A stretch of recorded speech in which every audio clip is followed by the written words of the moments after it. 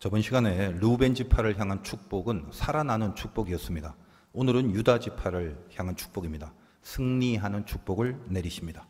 자, 오늘 본문 딱 한 절인데 이러기도 쉽지 않죠. 다시 한번 읽어보도록 하겠습니다. 7절. 유다에 대한 축복은 이러하니라. 일러스되 여호와여 유다의 음성을 들으시고 그의 백성에게로 인도하시오며 그의 손으로 자기를 위하여 싸우게 하시고 주께서 도우사 그가 그 대적을 치게 하시기를 원하나이다. 이긴다. 승리를 축복하고 있습니다.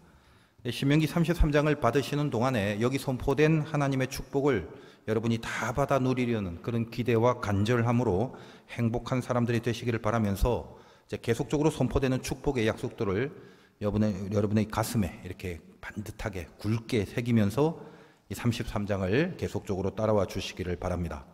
유다 누굽니까? 레아가 낳은 네 번째 아들입니다. 유다라는 이름이 다른 지파에 비해서는 뭔가 좀 더 여러분에게 익숙한 이유가 있죠.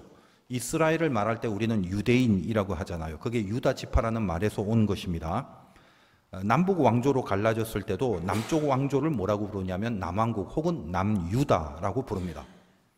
저번 시간에 다루었던 르우벤은 그 범죄로 인해서 계보의 장자권이 요셉에게 이양이 되었습니다만 그 족보의 개념에서 장자의 위치를 차지한 이 요셉과는 또 달리 이 유다 지파는 영적인 차원에서 다윗과 예수 그리스도가 탄생했기 때문에 이 구속사의 가치로 따지자면 유다는 다른 지파와는 달리 독보적인 자리를 차지하고 있습니다. 그러므로 여러분이 유다를 묵상할 때는 그 지파를 통해서 탄생하실 예수 그리스도의 그 영적인 실루엣이 늘 유다와 그 유다 지파 안에 보여지고 있다는 것을 감안하고 보시면 성경이 제시하고 있는 메시지가 더 깊고 분명해지는 것입니다. 야곱이 자기 아들인 유다를 향해서 유언을 했던 내용은 이제 창세기 49장의 다른 아들과 마찬가지로 소개가 되고 있습니다. 창세기 49장 8절에서 12절까지 기록인데 이 부분 한번 찾아보시기 바랍니다. 창세기에는 여러 번 말씀드렸다시피 한 개인을 향한 아버지 야곱의 유언이지만 말씀드린 것처럼 예수 그리스도에 대한 그 영성들을 영적으로 밝혀주는 그런 어떤 예언적 메시지가 된다. 유다에 대해서는 그걸 염두에 두시고 읽으시면 유다에게 내리고 선포된 이 승리라는 게 결국은 예수 그리스도의 십자가와 부활의 승리를 예표하는 것이다라는 것을 알게 됩니다. 그래서 창세기 49장의 이 유다의 부분을 한번 조금씩 세밀하게 한번 이해를 해보도록 하겠습니다. 49장 8절이죠. 유다야 너는 네 형제의 찬송이 될지라 네 손이 네 원수의 목을 잡을 것이요 네 아버지 아들들이 네 앞에 절하리로다. 자, 유다라는 이름은 그 뜻 자체가 찬송입니다. 찬송이 나오는 이유는 뭐냐? 승리가 있었기 때문에 찬송을 한다는 거거든요. 네 손이 원수의 목을 잡는다고 합니다. 이것이 예수 그리스도가 사탄의 목을 잡는 것을 예표하는 것으로 그렇게 지금 예언되어 있는 겁니다. 그래서 형제들이 절을 한답니다. 자, 요셉은 족보의 측면에서는 장자로서의 포지션을 점유했기 때문에 요셉의 형들도 요셉에게 절을 하는 사건이 나오지 않습니까? 그러나 유다는 좀 다르죠. 그리스도라는 자리에서 만인에게 경배를 받는다는 의미에서 절을 받는다라는 그런 표현과 의미를 함축하고 있는 것입니다. 9절 보겠습니다. 유다는 사자 새끼로다. 내 아들아 너는 움킨 것을 찢고 올라갔도다. 그가 엎드리고 웅크림이 수사자와 같고 암사자 같으니 누가 그를 범할 수 있으랴. 여기서 사자 새끼라고 하면 이 새끼는 강하고 젊은 사자를 일컫는 말입니다. 자, 유다 지파 출신 중에 다윗이 있죠. 이 다윗의 용맹한 전투력 거기에 대한 예언이기도 하고 또 궁극적으로는 그리스도가 사탄을 박멸하는 이런 전투적 승리를 말하고 있는 내용이기도 합니다. 다윗뿐만 아니라 우리가 구약 성경에 있어서 승리의 대명사라고 하면 유다 지파 출신의 유명한 갈렙이 있지 않습니까? 그러니까 이런 전투 속에서 승리를 하는 자들의 모습을 사자로 비유했는데 사자가 얼마나 강력합니까? 저도 이제 어디서 그냥 본 내용인데 신빙성이 있는지는 모르겠지만 뭐 동물의 왕국인가 뭐 그런 것들 원래 그 사자가 수사자 암사자 있잖아요. 수사자가 멋있게 생겼지 않습니까? 근데 얘는 별로 그렇게 실제로 싸움 별로 안 한대요. 그냥 막 빈둥거리고 그냥 어슬렁거리고 전투는 암사자가 거의 계속 한답니다. 그러니까 수사자는 폼만 잡고 다니는. 알다시피 머리카락이 이렇게 막 길다 보니까 그 수사자 주변의 동물들이 머리 좀 묶고 다니라고 뭐 그렇게 말을 한다고도 해요. 근데도 이렇게 막 바람이 불면 그 수사자가 막 확 머리가 휘날리는 그런 폼 때문에 그렇게 계속 기른다는 전설이 있습니다. 농담입니다만, 그러니까 이게 뭐냐면 숫사자가 약해서 안 싸우는 게 아니라 암사자가 못하는 그런 강한 싸움, 그런 게 있잖아요. 새끼들을 이제 하이에나 떼들이 먹으러 오려고 막 그러면 숫사자 혼자서 그 하이에나 떼들을 전부 다 몰아내는, 그래서 이 새끼를 지키는 그런 강한 전투에는 평소엔 빈둥거리고 어슬렁거리고 머리만 폼나게 날리고 있다가 그런 강력한 전투에서 이제 숫사자가 사용된다는 겁니다. 그래서 이 사자들이 단체로 사냥하는 방법이 나와 있는데, 그 내용을 보니까 이 바람결에 사자가 이제 머리카락을 휘날리니까 사자 냄새가 확 하고 저쪽으로 가겠죠. 그러면 먹잇감이 그 냄새를 맡고 반대쪽으로 도망을 하는데, 암사자는 이 숫사자의 반대편에서 대기를 하고 있다가 그렇게 도망가는 먹이를 사냥한다고 합니다. 그래서 사자들은 전략과 힘, 이 두 가지가 다 출중한 그런 동물의 왕이다, 이렇게 얘기를 한다고 해요. 오늘 본문에도 그가 엎드리고 웅크리는 게 숫사자 같고 암사자 같으니 힘도 전략도 이 전투력에 투철하고 아주 그 실력 있는 그런 싸움의 모습으로 그렇게 우리에게 소개하고 있습니다. 그것이 유다를 향하여 내린 예언이라는 거죠. 유다는 뭐죠? 승리하는 축복이기 때문에 그렇습니다. 10절 보니까 규가 유다를 떠나지 아니하며 통치자의 지팡이가 그 발 사이에서 떠나지 아니하기를 실로가 오시기까지 이르리니 그에게 모든 백성이 복종하리로다. 자, 규라고 하는 거는 왕들이 이제 지니고 있는 그 지팡이 같은 거예요. 힘들어서 지팡이를 짚는 게 아니라 나 왕이다라고 보여주는 그런 거 있지 않습니까? 예전 성경에는 홀 이렇게 기록이 되어 있습니다. 요즘도 하는지 모르겠지만 미스 코리아 뭐 이런 거 보니까 당선자들은 왕관을 일단 씌우고 뭘 하나 잡도록 하죠. 이 지팡이 같은 거. 이게 규라고 하는 겁니다. 왕이 이 규를 잡았다 그러면 나 왕이다, 통치자다, 이것을 상징합니다. 그리고 여기 실로가 오기까지라고 하는데 여기 실로는 메시아를 상징한다고 보면 됩니다. 그러니까 여기서도 뭡니까? 유다 지파가 그리스도를 예표하는 이 왕의 지팡이를 갖고 등장하는 그런 이 세상 만물의 통치자로 그렇게 예표되고 있는 내용으로 설명이 되고 있죠. 11절 그의 나귀를 포도나무에 매며 그의 암나귀 새끼를 아름다운 포도나무에 맬 것이며 또 그 옷을 포도주에 빨며 그의 복장을 포도즙에 빨리로다. 12절 계속 읽겠습니다. 그의 눈은 포도주로 인하여 붉겠고 그의 이는 우유로 말미암아 희리로다. 자, 이런 표현들을 좀 이해를 하다 보면 문장 그대로의 의미는 뭐냐 하면 포도나무가 굉장히 많아진다는 말이에요. 다시 말해서 풍성한 수확과 열매가 있는 풍요로운 시대를 말합니다. 그렇죠. 전투에서 사자처럼 계속 이기니까 잘 살게 될 것 아니겠습니까? 그런 풍요로움이 있다라는 거예요. 그래서 보통 나귀들은 열매도 없는 그런 좀 쓸모없는 나무들 거기에 이렇게 메워두는 게 일반적인데, 워낙에 열매들이 도처에 풍성하다 보니까 그냥 포도 열매가 맺혀 있는 나무라도 아까워하지 않고 거기다 나무에다 그 나귀들을 다 메워둔다, 이런 지금 표현입니다. 그만큼 잘 살게 되고 넉넉하게 된다는 말을 하는 건데, 근데 여기에 참 오묘하게 예수 그리스도의 죽음을 살짝 오버랩 시켜서 묘사를 시키고 있죠. 이런 것들이 참 그 신비하고 깊이가 있는 겁니다. 성경이 다른 책과 다른 거죠. 자, 옷을 포도주에 빤다는 것이 그만큼 포도가 무성히 열린다는 1차적인 뜻도 있지만, 자, 붉게 물든 옷, 피가 느껴지죠. 강력한 승리가 있는데 그 안에 영적 메시지는 그리스도의 그 십자가에 죽으신 보혈을 상징함으로써 결국 그 죽음이 승리다라는 이 십자가와 부활의 진리를 선포하고 있는 거죠. 지금 창세기 때부터 한참 뒤에 나오실 예수 그리스도를 벌써부터 예표하는 그런 예언들이 느껴지게 됩니다. 이것이 성경이 주는 신비함이죠. 성경의 주인공은 예수 그리스도입니다. 모든 성경은 하나님의 감동으로 쓰여져 있기 때문에, 그래서 어디를 보나, 창세기를 보나 뭐 요한계시록을 보나 모든 성경에는 예수 그리스도를 선포하고 있는 계시들이 항상 드러나 있는 겁니다. 이것이 성경의 핵심이기 때문에 그렇죠. 자, 이제 이것이 야곱 아버지가 아들인 유다에게 내린 개인적인 언급이며 개인적인 메시지였는데, 오늘 우리에게 선포된 축복은 유다 지파로 옮겨지면서 그 지파에게 승리라는 축복을 준 것입니다.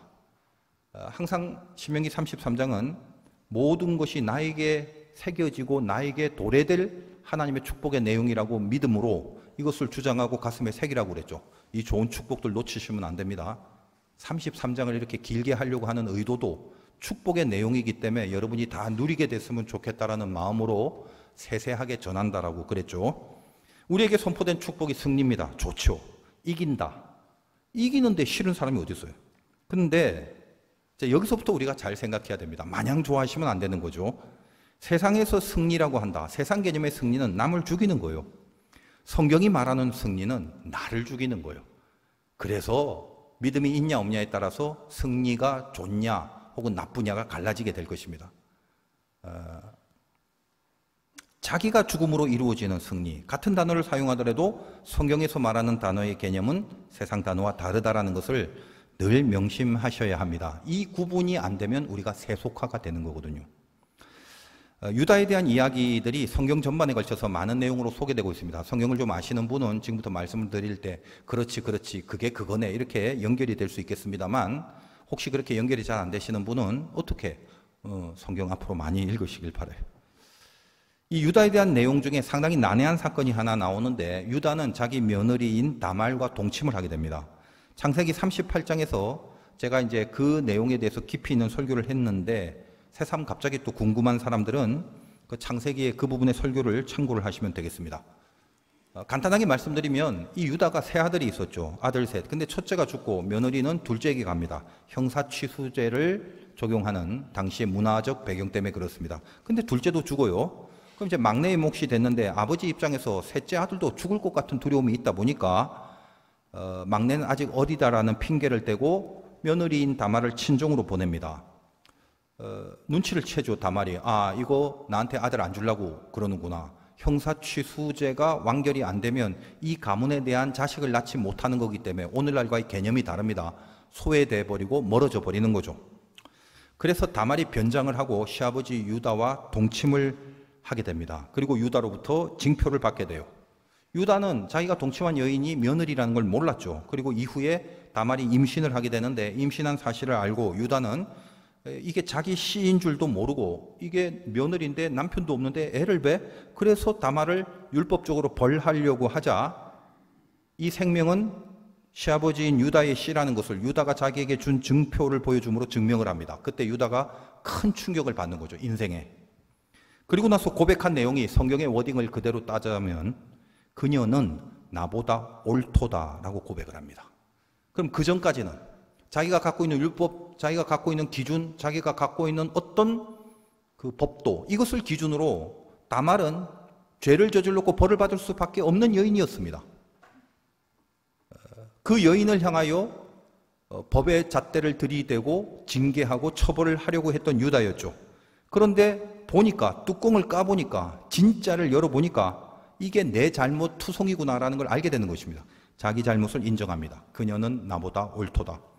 그리고 다말에게서 쌍둥이인 베레스와 세라를 낳게 되는데, 베레스, 약간 들어본 이름이죠. 이후에 룻의 남편이 될 그 보아스의 조상이 됩니다. 그리고 이 보아스는 알다시피 다윗의 조상이 되고 나중에 이 다윗의 가문에서 예수 그리스도를 낳게 되는 족보의 기록이 되어집니다. 자, 유다는 말씀드린 것처럼 가늠한 여인은 어떻게 해야 되는지에 대한 율법을 알고 있습니다. 그래서 며느리가 남편도 없는데 자기 막내 아들을 주지도 않았는데 어떻게 임신을 했는가, 이 사건을 두고 율법적 기준을 적용시키려고 했습니다. 자기가 법을 집행할 수 있는 자격이 전혀 없는데도, 그렇죠, 그것을 몰랐습니다. 그리고 자기가 임신을 시켰다는 사실을 알고 나서 깨닫게 된 겁니다. 내가 죄인이구나. 이건 내 잘못이었네, 완전히. 이 돌이킴이, 이 커다란 각성이 결국은 유다를 통해서 예수를 낳게 하는 역사로 연결이 되고 있다는 겁니다. 여러분이 예수 믿으면서 내 죄, 내 잘못에 대한 각성이 한 번도 일어나지 않았다면 절대로 예수 믿는, 그리고 예수를 만나는 경험을 할 수가 없는 것입니다. 유다는 전 인생을 통해서 가장 큰 영적 각성이 그때 일어납니다. 자기는 자기 가문을 위해서 그냥 좋은 마음으로 그 아들들을 살리려는 목적으로 그 며느리를 핑계를 대고 내보내는 정당한 선택을 했다라고 본인이 생각을 했겠지만, 결국은 흐름상 보니까 자기가 죽어야 될 죄인이고 자기 희생이 필요한 그런 인생으로 살아야 될 각성을 하게 된 것입니다. 내가 여기서 나를 인정해야 되는구나, 내 자존심을 죽여야 되는구나, 내가 잘났다고 하는 이 모든 것을 죽이고 고백하고 인정해야 되는구나, 이것이 신자의 인생이구나 라는 각성이 생긴 것입니다. 바로 여기가 예수의 십자가가 영적으로 세워지는 발판이 되는 거죠. 그러므로 12아들 중에 이 피의 혈통으로는 장자가 르우벤이었지 않습니까? 그러나 실제적 장자는 요셉이고, 그리고 나서 영적인 장자는 결국 유다가 되는 것입니다. 유다의 이 깊은 신앙의 각성들이 창세기 이제 44장쯤에 가서는 요셉의 이야기 안에 발현되기 시작합니다. 자, 요셉이 자기 형제들을 만나는 과정이 있었습니다. 애굽의 총리가 되고 시간이 많이 지난 다음에 흉년이 들어서 형들이 이제 찾아오게 되죠. 원조를 구하러. 그 과정에서 막내인 베냐민을 봅니다. 데리고 있고 싶죠. 어릴 때부터 자기 밑에 있는 막내인 베냐민. 그래서 은으로 된 잔을 훔친 도둑으로 요셉은 자기의 형들을 몰아갑니다. 그리고 어디에 있나 봤더니 베냐민의 자루에 있더라. 그렇게 누명을 씌워버리는 거죠. 그래서 당시 애굽의 총리가 된 요셉은, 형들은 그게 요셉인 줄 몰랐고 베냐민을 은잔을 훔쳤기 때문에 자기 종으로 삼겠다고 합니다. 왜냐하면 이제 같이 있고 싶기 때문에 그렇습니다. 그때 유다가 말합니다. 그 부분이 창세기 44장 16절인데 제가 읽어드립니다. 우리가 내 주께 무슨 말을 하오리까? 무슨 설명을 하오리까? 우리가 어떻게 우리의 정직함을 나타내리까? 하나님이 종들의 죄악을 찾아내셨으니 우리와 이 잔이 발견된 자가 다 내 주의 노예가 되겠나이다. 우리가 다 당신의 노예가 되겠습니다. 그렇게 얘기를 하는 거예요, 유다가. 왜 그래요? 하나님이 종들의 죄악을 찾아냈다. 그렇게 얘기를 합니다. 이거를 이해를 해야 돼요. 하나님이 종들의 죄악을 찾아냈다는 것은 하나님이 숨겨진 은잔을 발견해서 얘가 도둑이래요라고 지적을 했다는 말이 아닙니다. 무슨 말인가요? 지금 억울하게 누명을 쓴 이 사건을 두고 억울하죠. 왜냐하면 이게 누명이기 때문에 그래요. 다들 그 형제들이 억울해 죽겠다 이렇게 얘기를 할 것입니다. 왜 누명을 지금 씌우느냐 그렇게 주장을 할 것 같은데, 그러고 있는 사람들이 분명히 있었을 것인데 유다는 그렇게 주장하지 않습니다. 하나님이 종들의 죄악을 찾아내서 이 일이 됐다. 그 말은 뭐냐면 종들의 죄악을 하나님이 찾아냈다는 것은 과거에 요셉을 죽이려고 했던 그것, 그래서 결국 종으로 팔아넘긴 그 죄 때문에 지금 와서 이렇게 억울하지만 누명을 쓰고 죄 때문에 받는 벌이다라고 그렇게 고백을 해버리는 겁니다. 물론 이때 요셉이 자기의 그 형제들인 줄 모르고 그저 애굽의 총리로만 여기고 있었던 그런 시기였죠. 다른 많은 형제들이 억울해하면서 날뛰고 있었을 것입니다. 예상컨대 그때 유다는 자기의 죄를 통해서 자기 죽음의 영성을 발현하고 있습니다. 나는 죽을 수밖에 없는 죄인입니다. 우리의 잘못입니다. 내가 저질렀던 죄 때문에 이렇게 된 것입니다. 라고 그렇게 고백을 하더라는 것입니다. 요셉이 그 잔이 발견된 사람이 베냐민이니까 베냐민만 종으로 삼을 거고, 니네 나머지를 됐어, 다 돌아가 라고 그렇게 얘기를 했을 때 유다가 다시 말하는 내용이 창세기 44장 33절에 있습니다. 그 부분 읽어드리겠습니다. 이제 종으로 그 아이를 대신하여 머물러 있어 내 주의 종이 되게 하시고 그 아이는 그의 형제들과 함께 올려 보내소서. 무슨 말이죠? 내가 대신 종이 되겠다 라고 얘기를 하는 것입니다. 베냐민은 보내십시오. 그가 은잔을 훔친 자루가 베냐민에게 발견됐다 할지라도 내가 베냐민 대신 희생합니다. 베냐민 대신 남겠습니다. 이 말을 하는 이 유다의 깊은 영성, 이거를 우리가 이해를 하셔야 되는 것이죠. 총리가 되어 있는 요셉에게 호소를 하는 겁니다. 우리 아버지가 있는데 이 막내인 베냐민을 얼마나 애초롭게 여기는지. 그 형은 죽었습니다. 그 형은 결국 요셉이죠. 그리고 혼자 그렇게 외롭게 사는데 아버지가 그래서 이 불쌍한 막내를 참 사랑하는데 만약에 우리가 이 베냐민을 데려가지 못한다면 아버지한테 가서 아버지가 그 소식을 듣고 죽을 수도 있을 거다라는 식으로 얘기를 합니다. 그리고 요셉에게 그러니까 내가 대신 남아서 당신의 종이 되겠다라는 자기 희생의 결단을 하는 장면이에요. 유다의 이런 희생이 요셉의 마음을 무너뜨려 버립니다. 자기가 베냐민 대신에 종이 되겠다라고 하는 이 희생의 고백을 통해서 드디어 요셉은 내가 누군지를 형들에게 밝힙니다. 성경의 표현에 의하면 그 정을 억제하지 못하여 소리를 지르고 큰 소리로 울었다라고 합니다. 형들아, 내가 요셉이야. 그렇게 말합니다. 그리고 그 유명한 멘트를 남깁니다. 어떤 거요? 형들아, 근심하지 마. 걱정하지 마. 당신들 나 팔았다고 해서 지금 한탄하지 마. 그리고 떨지 마. 하나님이 생명을 구원하시려고 나를 당신들보다 먼저 보내신 거야. 무슨 말이에요? 애국과 이스라엘의 그 큰 흉년을 해결하려고 나를 하나님이 먼저 보낸 섭니다라는 거예요. 그렇게 형들이 자기를 팔아 넘긴 것을 해석을 합니다. 그리고 그렇게 형제들을 용서해 버립니다. 참 눈물 나는 은혜의 장면이죠.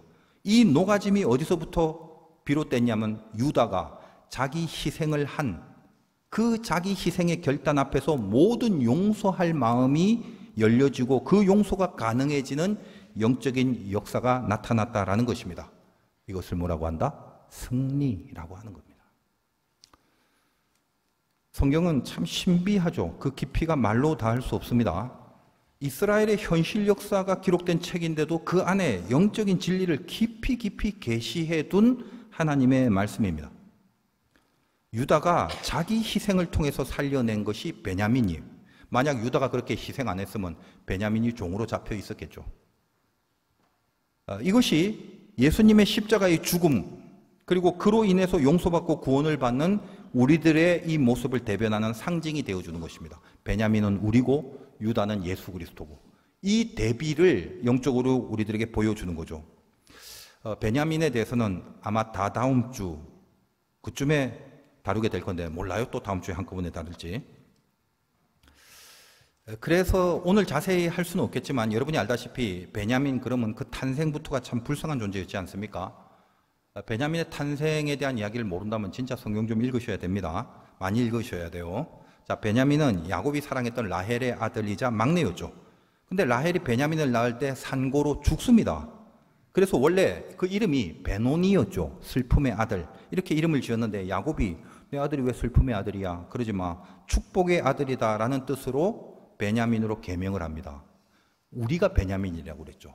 우리는 태생적으로 어떻습니까? 슬픔의 길, 어둠의 길, 죄의 길, 벌의 길을 가야 되는데 하나님이 우리를 축복의 아들로 바꿔주는 것이 이것이 구원 아니겠습니까? 베냐민이 우리와 같다라는 거예요. 그래서 베냐민으로 계명을 해주고 실은 유다와 함께 이렇게 베냐민을 같이 다루어야지 성경이 말하는 영적인 어떤 맥락이 좀 더 종합적으로 이해가 될 수 있습니다만 오늘은 생략을 하겠다는 거예요. 이제 베냐민이 나올 거니까. 다만 베냐민에 대해서 우리가 알아야 될 한 가지는 우리처럼 철없는 죄성을 가진 참으로 불쌍한 존재다. 이렇게 여기시면 됩니다. 엄마도 없었잖아요. 엄마가 뭔지도 모르고 살아가는 이 불우한 환경과 상황 속에서 성경의 표현에 의하면 남의 것을 뜯어먹고 살아가는 그 캐릭터로 상징합니다. 이것이 야곱의 연속에 있는 내용이에요. 남의 것을 뜯어먹는. 이 베냐민이 우리 죄 많은 인간들의 캐릭터를 대변해 주는 것입니다. 그리고 베냐민이 그래서 죽을 수밖에 없는, 그리고 죽어야 할 그 자리에 늘 유다가 대신해서 죽는 자기 희생을 치르게 되는 내용들이 성경에 면면이 흐르고 있는 진리의 맥락이 되어줍니다. 이런 것들이 참 신비하거든요.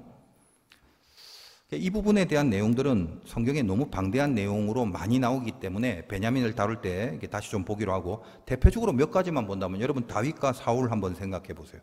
다윗은 유다 지파, 사울은 베냐민 지파입니다. 그래서 사울이, 베냐민이 늘 다윗, 유다를 죽이려고 했지만 다윗, 유다는 늘 베냐민을 살려줍니다. 그렇죠. 그리고 다윗이 압살롬의 반란으로 도망을 할 때 그 옆에서 시므이라는 사람이 쫓아오면서 놀려댑니다. 아주 죽이고 싶을 정도로 다윗에게 막 돌을 던지고 욕을 하고, 그러니까 다윗의 부하가 참다 열받아서 저 가서 죽여버릴까요? 라고 했는데 다윗이 어떻게 해요? 용서해 줍니다. 여러분, 시므이 베냐민 지파입니다. 그러니까 유다 지파의 다윗이 베냐민 지파의 시므이를 품어주는 거예요. 그리고 여러분, 남북 왕국 분열 때 보십시오. 남쪽 위에 북쪽은 10지파 올라오고 남쪽 달랑 2지파였죠. 어떤 지파입니까? 유다와 베냐민입니다. 신비하죠. 유다가 베냐민을 늘 커버해주고 있는 형국이 느껴집니다. 여러분, 신약시대에 와서도 대표적으로 예수님 유다 지파였죠. 그 예수 믿는 자를 죽이려고 가장 선봉에 선 사람이 누구냐면 사도 바울입니다. 그 바울은 아시다시피 베냐민 지파. 그러니까 유다 지파의 예수님이 이 베냐민 지파의 바울을 용서하고 각성케 하고 품어주지 않습니까? 이런 것들이 성경 전체에 흐르는 유다와 베냐민의 영적 관계, 예수 그리스도와 우리 죄인 사이의 영적 관계를 계속적으로 계시해 주고 있는 그런 역사 안에 있는 진리성이더라라는 것입니다. 유다가 고로 이 영적인 장자가 된 것은 영적인 맏아들이 되시는 예수 그리스도의 자기 죽음과 자기 희생의 승리, 그 예표가 이 유다 지파를 통해서 선포된 축복의 약속이기 때문입니다. 하나님이 여러분들에게 오늘 이 축복을 선포하셨습니다. 승리한다. 그러나 다시 말씀드립니다만 우리에게 주어진 승리를 세상적 승리처럼 들뜨시면 안 됩니다. 여러분에게 마음에 안 들 수도 있어요. 이 승리가. 왜? 하나님이 승리한다라고 축복할 때 이 승리는 말씀드린 것처럼 남을 짓밟고 내가 올라서는 그런 승리가 아닙니다. 아유, 나는 그런 승리인 줄 알았는데, 나는 그런 승리가 좋은데, 그러면 그걸 좋아하는 건 이해는 합니다만, 그렇다면 여러분들은 예수를 따르겠다라는 고백은 버리셔야 합니다. 남을 밟아서 남을 죽여서 내가 올라서는 그런 세상적 가치의 승리는 성경이 우리에게 요구한 적도 없고, 그리고 유다 지파인 예수 그리스도가 이루었던 승리와는 차원이 다르고 질이 다르고 반대죠. 우리 승리는 자기 희생, 그겁니다. 그래서 우리의 승리를 뭐라고 하냐면 최후 승리라고 그래요. 세상 승리와 우리 승리가 다르죠. 세상 승리는 뭐죠? 최후 승리 이런 거 없어요. 반짝 승리, 이번만 승리, 잠깐 승리, 요 부분에서만 승리, 그런 겁니다. 우리는 뭐요? 최후 승리죠. 우리는 하나님을 사랑하기 때문에 그 말씀을 따르려고 노력을 합니다. 하나님의 말씀을 따르고 있다면, 사랑해서 따른다면, 사랑은 고린도전서의 정의처럼 오래 참고 인 것처럼 항상 하나님을 사랑해서 말씀을 따르는 과정에는 자기 희생이 없이 그 말씀을 따를 수는 없습니다. 고로 우리가 왜 최후 승리냐 하면 그 승리가 되어지는 과정 가운데는 무조건 자기 희생의 과정을 계속적으로 통과해야 돼야 되기 때문입니다. 언제까지요? 그건 몰라요. 그건 하나님이 결정하시는 겁니다. 그러나 반드시 분명한 것은 최후 승리가 반드시 있다라는 거예요. 하나님을 사랑해서 그 말씀을 따르기로 했고 그 과정이 너무 많은 희생들이 계속되므로 힘겹고 어렵다 할지라도 마지막에 보장해 주시는 하나님이 주신 그 승리, 그게 분명히 있다는 것입니다. 그걸 반드시 맛보게 되는 축복, 그것이 오늘 여러분들에게 내린 너희는 승리하는 축복이 있다라고 이야기를 하시는 겁니다. 우리에겐 최후 승리라는 게 있는 거죠. 이제 마지막으로 우리에게 주신 이 승리의 축복, 이걸 온전히 우리가 누릴 수 있기 위해서는 뭔가 영적으로 가장 필요한 믿음의 지침이 있어야 될 것 같은데, 이 승리가 자기 희생을 통해서 이루어지는 것이기 때문에 쉬운 승리가 아닙니다. 그래서 이 쉽지 않은 승리를 위해서 꼭 놓치지 않고 붙들어야 될 메시지가 뭐냐 하면 회복을 의심하지 말라라는 거예요. 언제까지 희생을 해야 하나? 언제까지 죽어야 하나? 아우, 지친다. 이대로 그냥 끝날 것인가?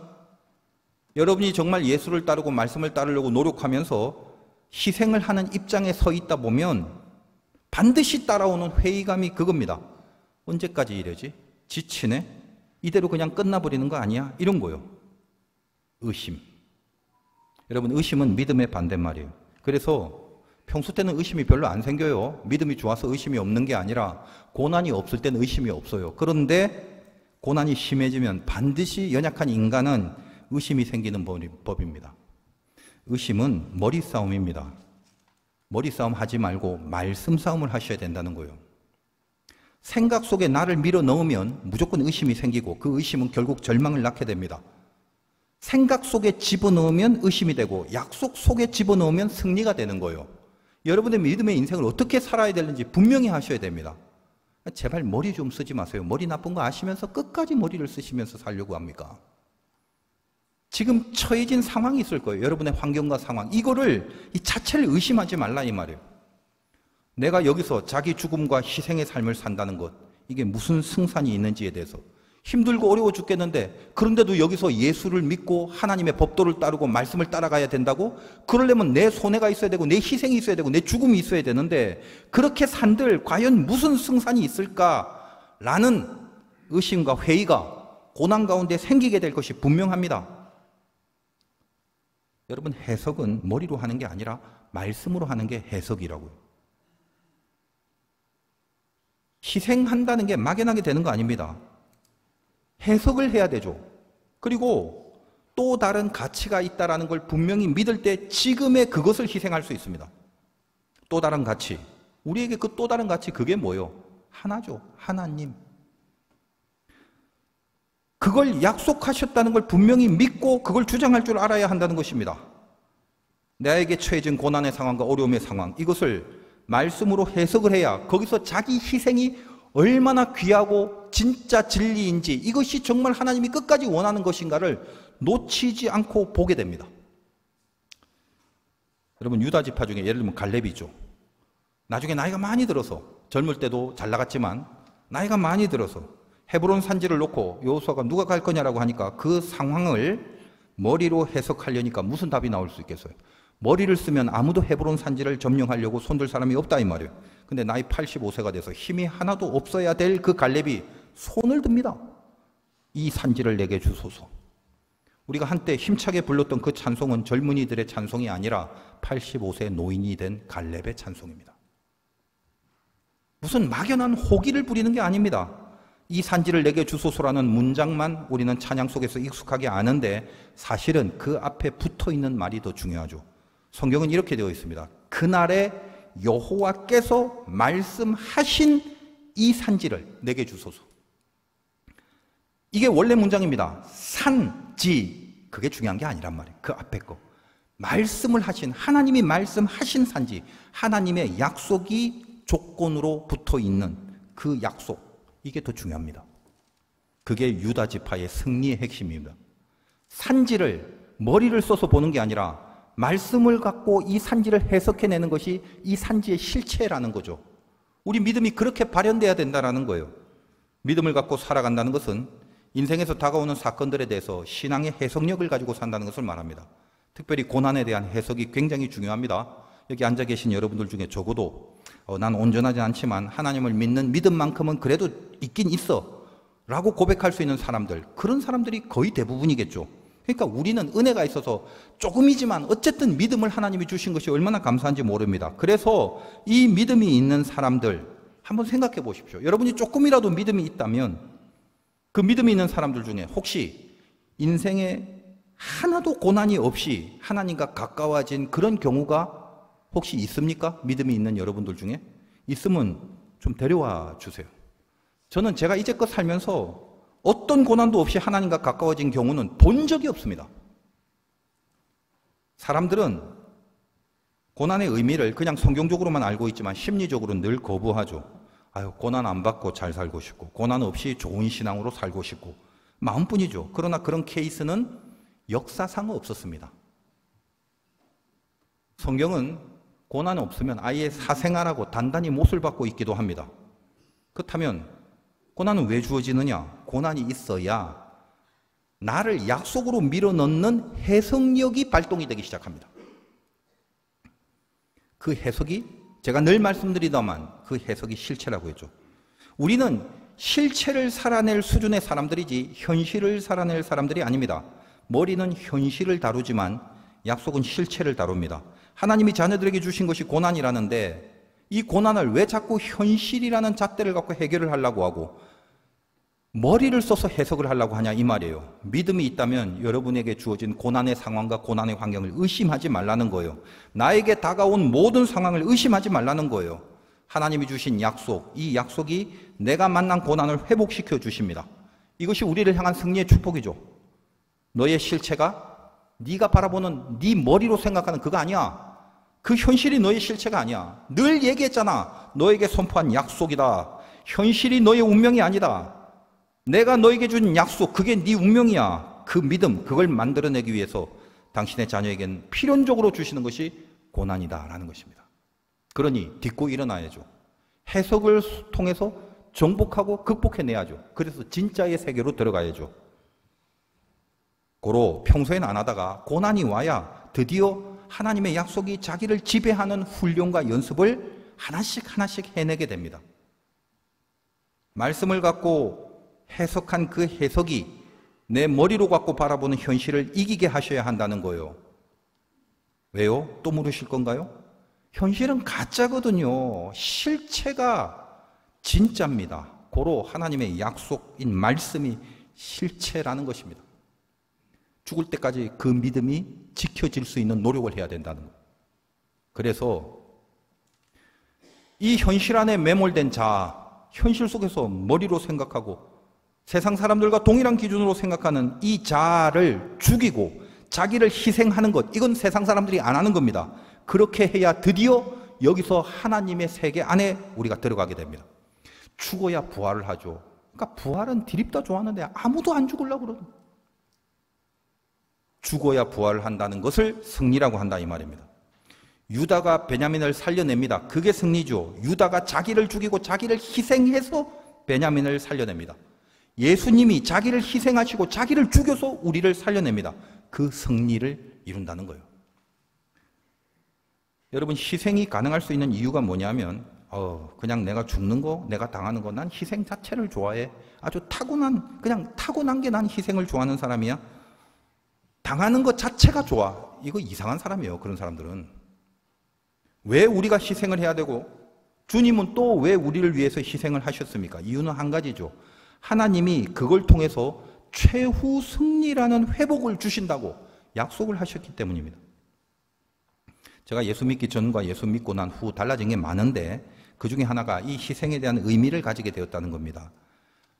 여러분 대부분 그럴 겁니다. 예수 믿기 전에는요, 내가 당하고 내가 손해보고 내가 죽고 내 걸 포기하고 이거는 다 어리석은 자들의 모습이다라고 생각했거든요. 정말 바보같이 살아가는 거고 너무 어리석고 못난 자들이라고 그렇게 믿기 전에는 여기 왔다 이 말이에요. 근데 예수 믿고 난 후에는 세상에 그게 진짜 승리라는 것을 알게 된 겁니다. 왜냐하면 이제는 하나님이란 존재가 있어요. 하나님이 살아계시기 때문에 내가 희생한 것이 내 손해로 망하는 게 아니라 내 희생이 하나님께 의가 된다는 것을 알았기 때문입니다. 딱 그거 하나 때문이에요. 그게 믿음이죠. 그래서 희생한다는 것은 어떤 점에서 본다면 사실은 엄청나게 수준 높은 대가를 바라고 하는 것일 수 있습니다. 뭐요? 또 다른 가치를 얻는 그런 대가 말입니다. 이걸 버림으로 그 다음에 또 다른 뭔가를 얻을 수 있는 이 가치, 이게 엄청난 거다라는 걸 알고 있기 때문에 자기 희생, 자기 죽음, 자기 손해가 가능하죠. 이 엄청난 대가는 뭐죠? 세상에서 얻어낼 수 있는 그런 정도의 대가가 아닙니다. 사람에게서 받는 대가가 아니에요. 내 희생에 대한 대가를 하나님이 치루어 주신다는 분명한 사실 때문에 하나님께 받을 또 다른 가치, 그게 더 좋고 그게 더 귀하다고 여기는 그 믿음 때문에 우리는 하나님을 얻고 싶은 겁니다.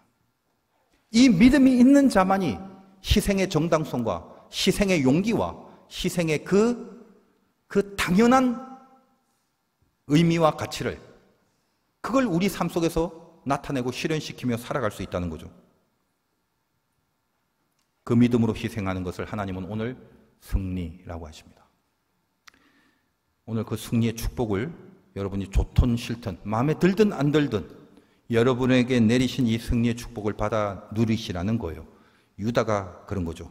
고난에 대한 해석이 분명하니까 희생할 상황에서 희생이 가능해진 거 아니겠습니까? 아마 유다는 아까 말씀드린 것처럼 그 며느리 다말 사건을 통해서 하나님의 살아계심에 대해서 소스라치게 놀란 체험과 깨달음이 있었을 겁니다. 아니, 이런 식으로 해서 이렇게 섭리를 베풀어서 결국 이런 구속사의 계보에 예수 그리스도의 그 탄생이 있기까지의 이 모든 절차들을 아마 영적으로 이렇게 다 간파를 하고 이해를 한 뒤에 얼마나 놀랐겠습니까? 이런 방법을 사용하신다고? 승리한다는 것이 무엇입니까? 하나님이 인정하는 승리, 오늘 축복으로 주신 승리는 남들보다 뛰어나고 남들을 짓밟아 올라앉고 있는 승리, 그 알량한 자존심을 추잡하게라도 지켜내는 그런 추잡한 승리, 그런 거 아닙니다. 하나님이 기뻐하신다. 너의 희생을 하나님이 기뻐하신다. 그 사실을 유일한 대가로 여기고 그로 인해서 희생을 감수할 수 있는 것, 이것이 진짜 승리라는 것입니다. 여러분이 하나님을 사랑한다면, 진짜 사랑한다면 갖고 싶습니다. 사랑은 갖고 싶은 거예요. 하나님이 우리를 사랑하기 때문에 하나님은 우리를 갖고 싶은 거예요. 여러분이 하나님을 사랑한다면 하나님을 소유하고 싶으실 겁니다. 하나님을 소유하고 싶으시다면 희생의 승리가 있으셔야 됩니다. 여러분 처해진 모든 것, 거기서 희생하고 있는 여러분은 멸망의 길로 가는 게 아닙니다. 회복이 됩니다. 모든 것이 하나님 안에서 다시 회복이 됩니다.